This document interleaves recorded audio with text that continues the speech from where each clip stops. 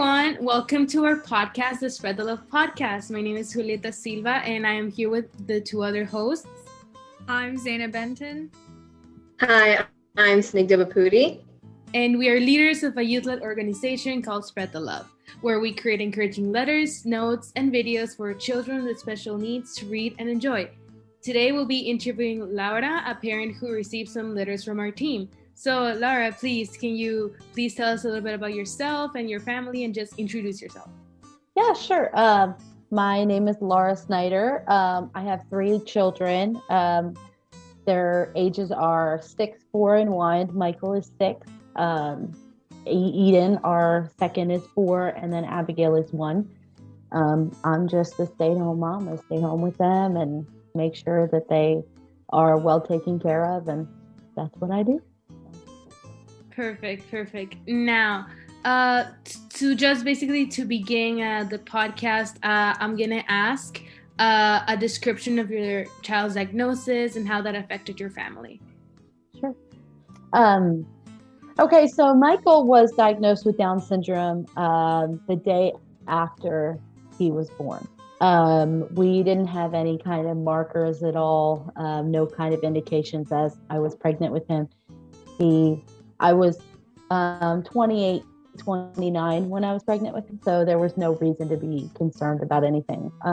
There was at one point where they did a scan and they found a little bright spot on his heart, but there were no other indicators of any other problems, so they just said it was an anomaly. No concerns at all.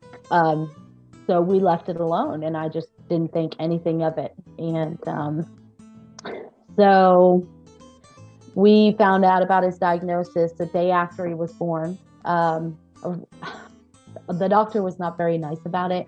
She was very just cold about it. She basically walked in, looked him over, and just turned around and said, "You know he has Down syndrome." And we were like, "No, we don't." And she kind of just went, "Well, he does." And she gave us a whole bunch of tests that we had to do before we left the hospital. You know, he had to have certain scans and x-rays and things like that, and told us we had to stay until we were done, and left the room, never gave any pamphlets, no resources, anything like that, and just kind of left us hanging like, okay, now what do we do? You know? And we were a little upset about it. I think me more than my husband. My husband always takes everything in stride. I'm a little bit more emotional than he is. And it just brought on a lot of anger and fear. I was scared and I was angry because nobody was offering any kind of help, you know? And so that made me feel really insignificant. And like, how am I going to do this? How am I going to do this without help? How am I going to do this without any kind of support, you know? It was just a scary time for us. So yeah, that was the diagnosis. It was nothing, you know, we struggled to come to terms with how we were going to move forward. Not necessarily his diagnosis, because we've always said, you know, and I grew up around people with special needs. My mom worked with adults with special needs, and one of my best friends growing up had autism. And so, you know, it wasn't the diagnosis that made us like unsure and made us scared. We weren't angry about the diagnosis. We were just more like, okay, well, you just kind of throw this in our faces and then you don't give us any kind of resources. And so it was a little, it wasn't his diagnosis that was the problem. It was the way it was presented and the fear of not getting it right, you know. As a parent, that's a big deal. So a lot of pressure, especially the FirstTime Mom. He was my first baby. So, I mean, I didn't even know how to raise babies anyway. And then you give me a baby with special needs. I'm like, great, now what do I do? So that was basically it. I'm glad you pushed through. It was pretty sure it was a challenge. So especially like you said, a FirstTime Mom, based on our research and like what other like interviewees have said, like with Down syndrome is like, it's like the older you get, right? So it's like you're not that old, so like 20 something. So it was kind of like, yeah. surprised. So I get Yeah, I was. I mean, the statistics say the older you get, the more of a chance you have to have a child with Down syndrome. But really, more kids are born to people that are younger because more younger people are having kids. So, basically what it boils down to is the younger you are, most people are having kids between a certain age range. So if you're going to have a child with Down syndrome, you're going to have a child with Down syndrome, whether you're, in your early 20s or in your late 30s. It happens. It's a genetic thing. So I mean, at any age, though, considering they didn't give you resources, I feel like that would affect any family, regardless of the age. Mm-hmm. Yeah, it is. Without the resources, and that really fueled the fire in me to be like, I don't want anyone else to have to deal with that, to feel so alone in a hospital room that you just are like, you're surrounded by all these experts and you expect answers and like, hey, I can give you some answers, or call this number, or let me get a hold of this person and have them come and see you. And we didn't get any of that. You're surrounded by all these people that you feel like know more than you do. And none of them even spoke up. I mean, the only person that gave me any kind of comfort in the hospital was the lady who brought me my lunches. She came and she saw Michael and she just came and gave me a big hug. And I mean, nobody else, she didn't say anything. I don't think she knew what to say. She just knew, she could see that I was hurting because she was there. I was there for several days and she could see that, and she could see that there was like no relief in sight. And I mean, she was just the sweetest. And, that, like I said, it lit a fire in me to be like, I don't want anyone else to feel alone, to feel like they have no one to turn to and nobody to talk to. So that is why we started Instagram, and that's where we are now. So yeah, that's kind of what we're trying to do with Spread the Love too, with all of our volunteers. And even if you're not a volunteer, for following us, just to share resources and help out people who were in your situation as well. So going about the letters, how did you react? Did you love them? Oh yeah, Michael, I mean, we were so excited. He loves any kind of mail, but he loves to read. He doesn't know how to read, but he loves to look at letters, pictures, and some of them were really colorful. Some of them had drawings and things like that. He carried those things around with him for days. I mean, he took them with him everywhere he went. And I had to stop him from putting him in the bathtub with him. He just loved them. So he had a lot of fun with his letters. And just basically carried around until they fell apart. So he loved it. Yeah, I mean, I saw the pictures that you sent to us and they were adorable. We all love them.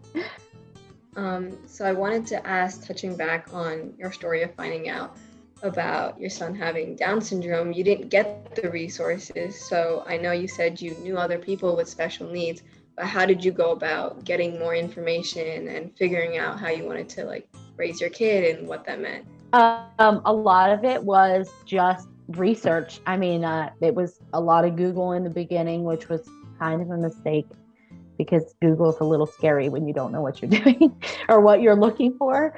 And then just, we had a really great genetic counselor.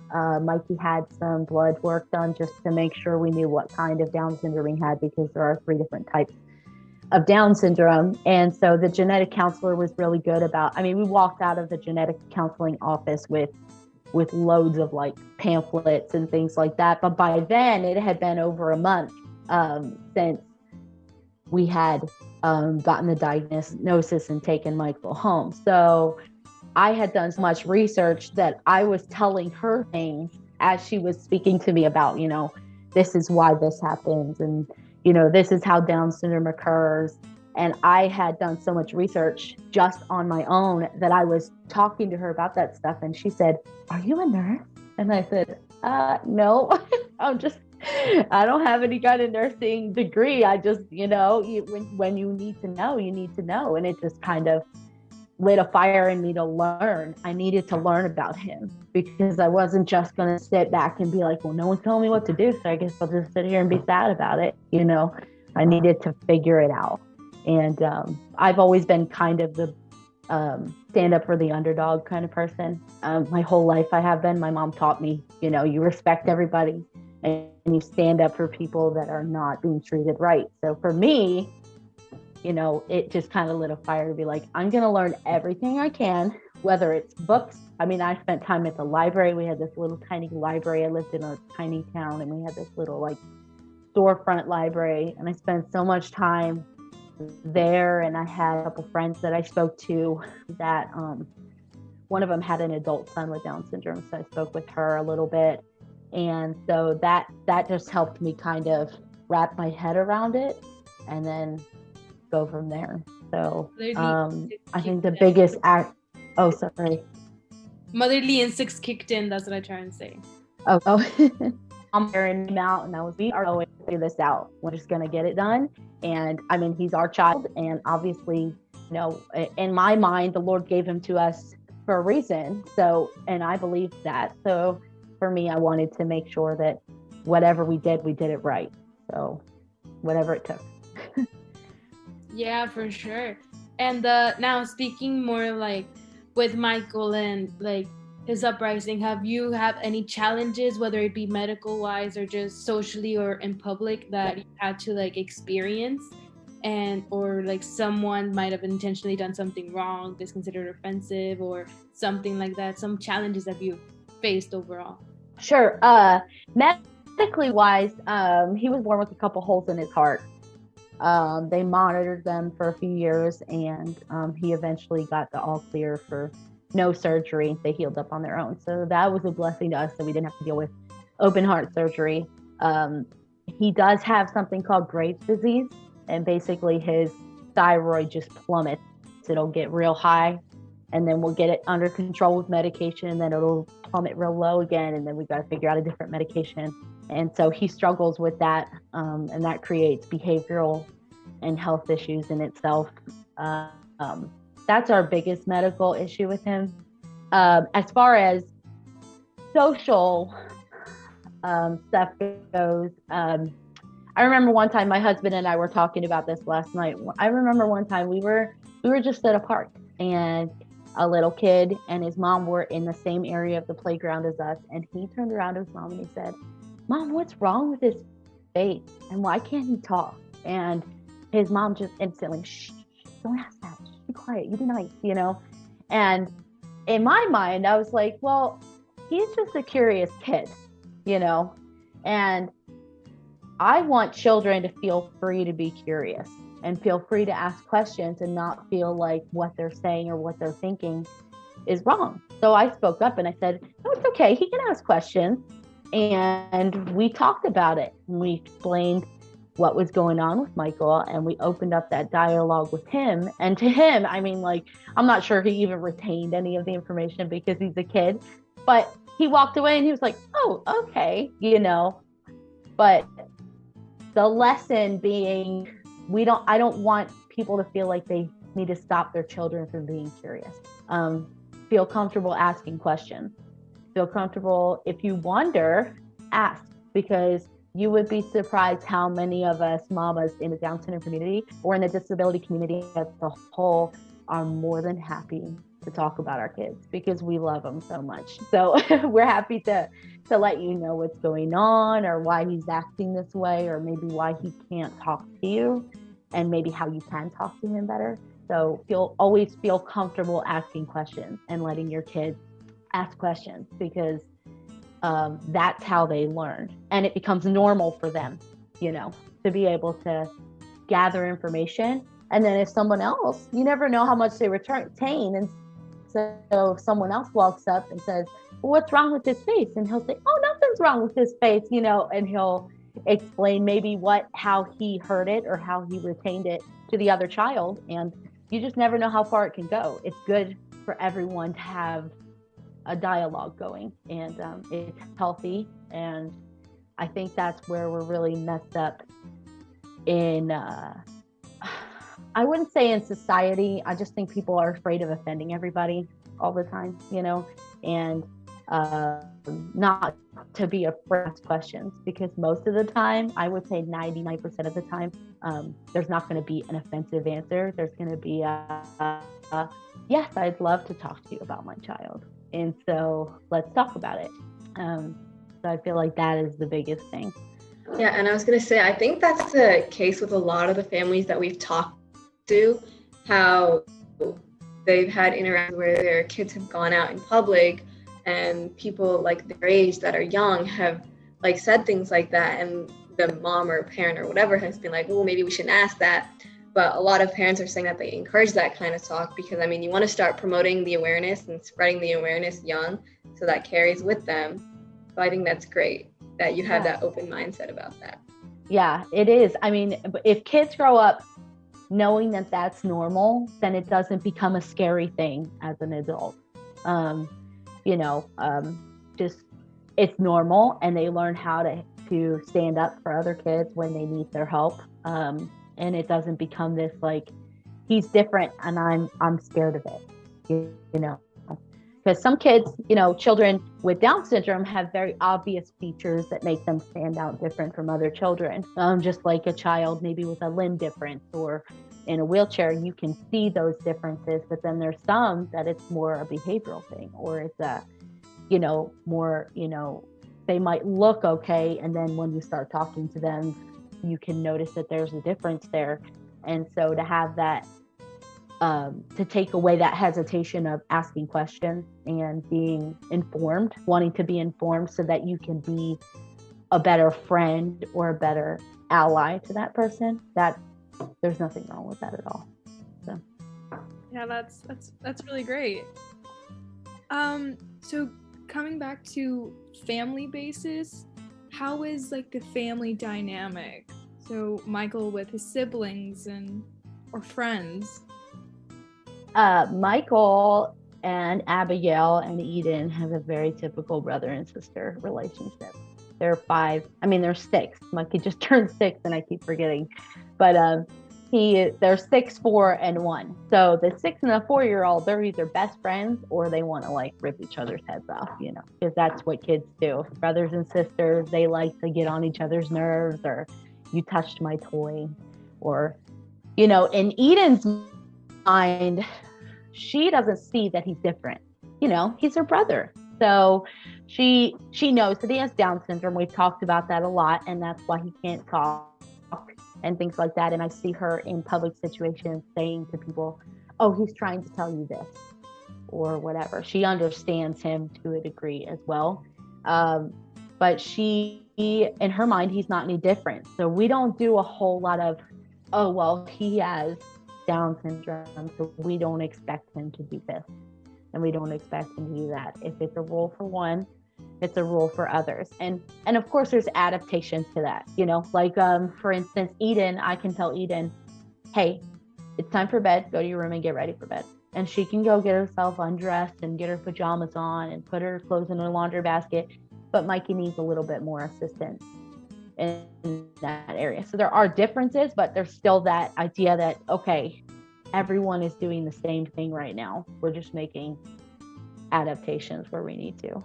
I don't ever want her to feel like his disability gives him some sort of advantage to do bad things, So we keep him pretty reined in, and he follows the same rules as everybody else. And then we just kind of adapt as we need to.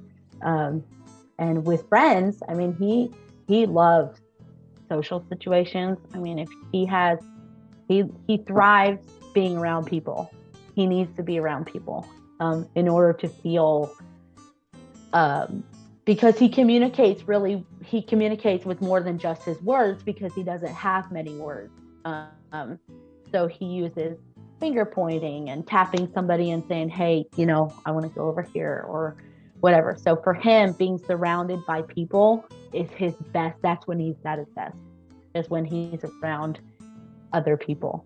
So he really makes friends easily. I mean, everybody just thinks he's fun. because he is. He's a lot of fun. He's really sweet and really fun. So Yeah, going off of that, I wanted to ask, I know, I mean, education in school has been a little different through this pandemic, but how has it been without having that social interaction when when COVID first hit? How has it changed and all? And like, how is his school life like and education? sure. He really struggled when we first started doing virtual learning. The computer screen, like all of us are looking at each other and we can rein in on who we're talking to. But for Michael, he's got the people in front of him on the screen, however many people that is, and he's got all this stuff going on around him. Maybe the dog's walking by or somebody turns on the sink or, so then it becomes too much for him. He gets really overwhelmed. And that at first it was okay. And then it became too overwhelming to the point where as soon as we turned on the computer, he would just cry.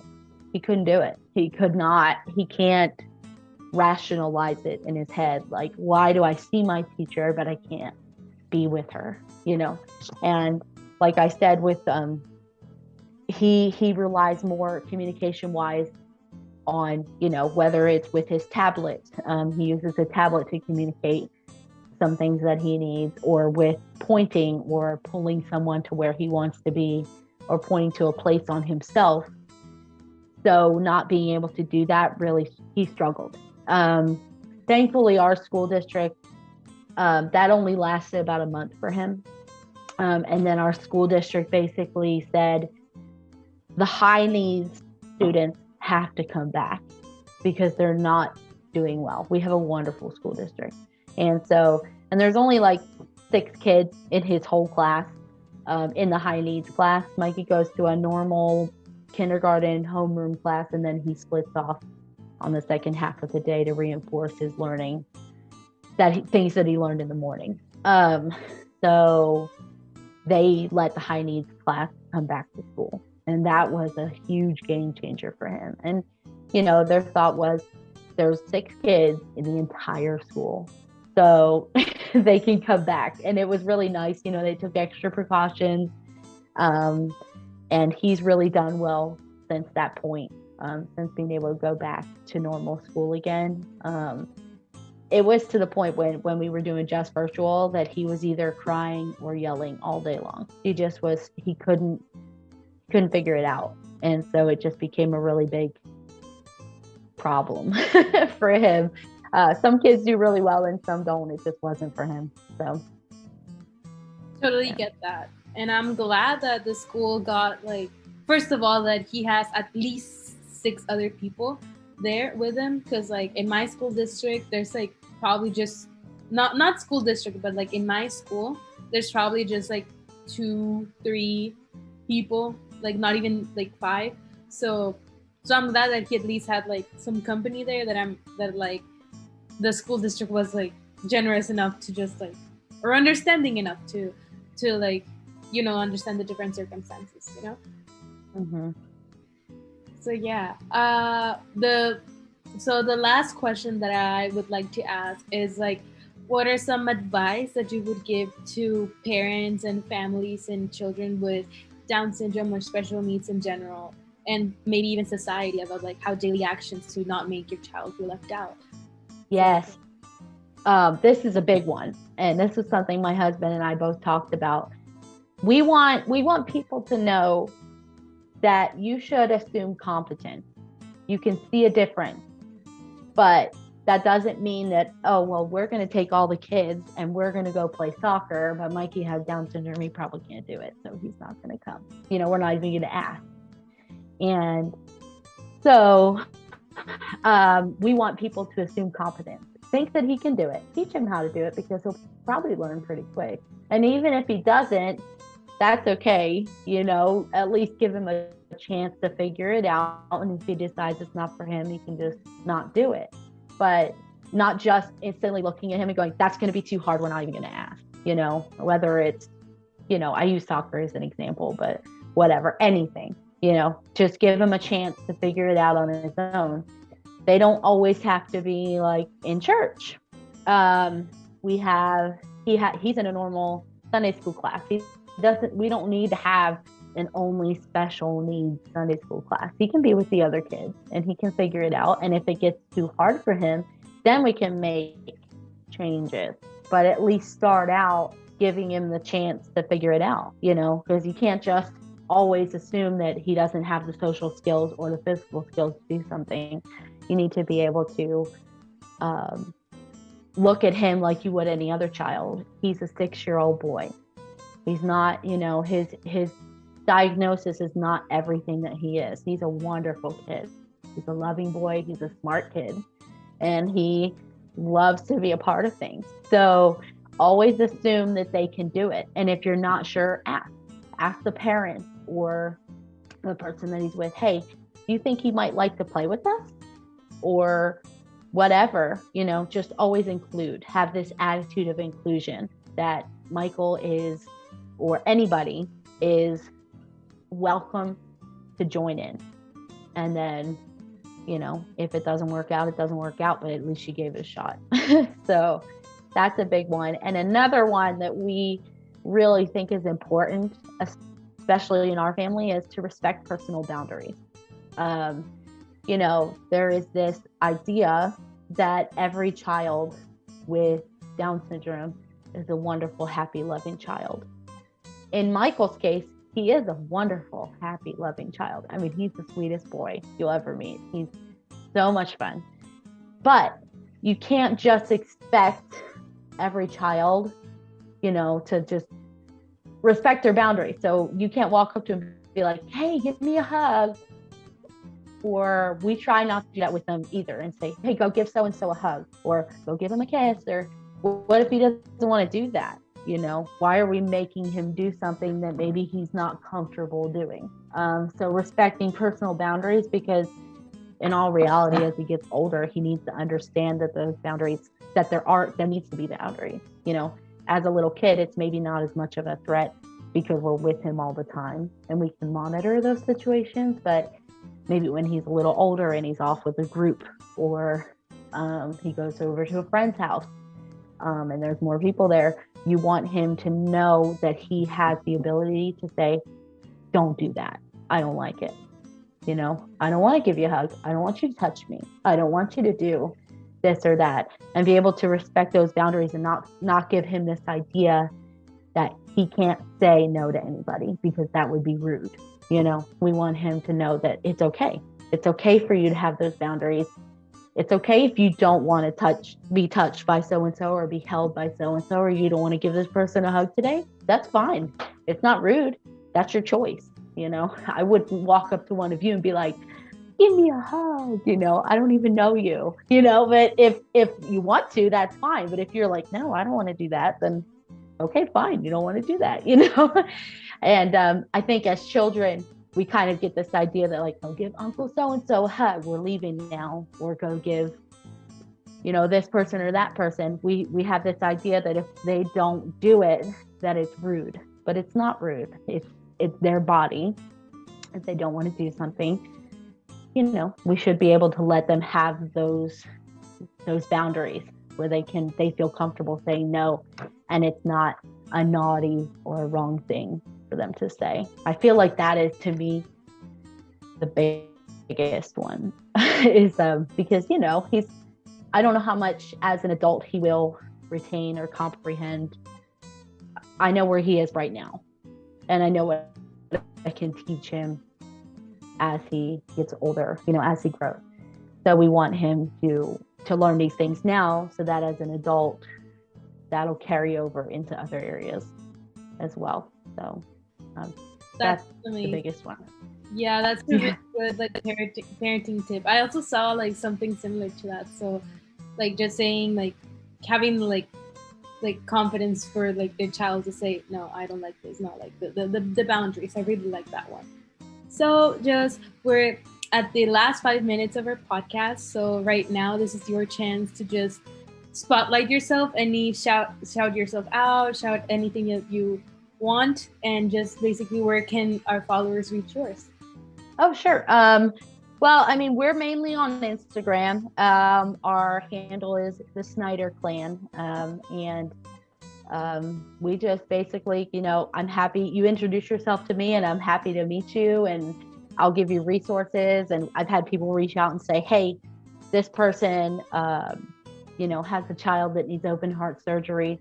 Who can they talk to? And I don't have, experience with open heart surgery, but I know lots of people that do.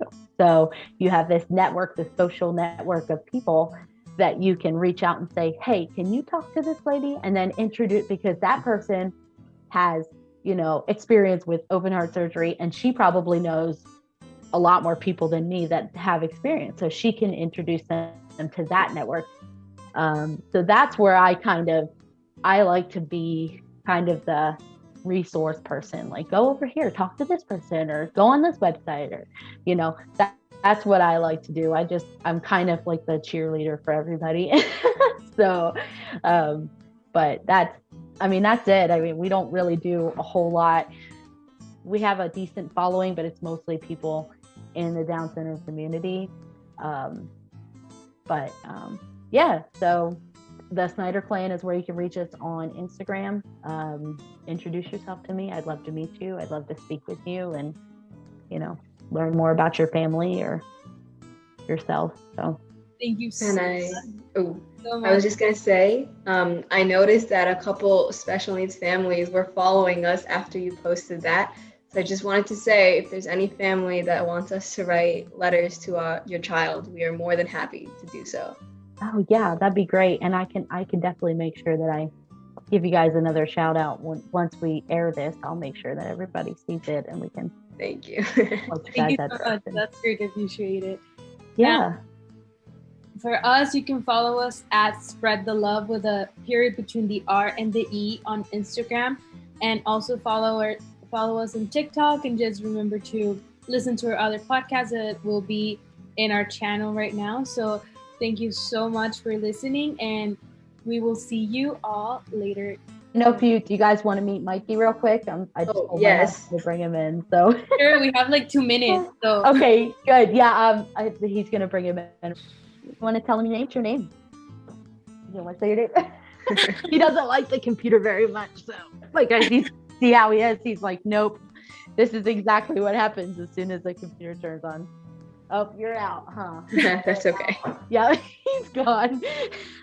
We have less than a minute, but thank you so much. And thank you, Micah, for showing up. So yeah, thank you all. Thank you. Have a good day. Thank you. You too. Bye.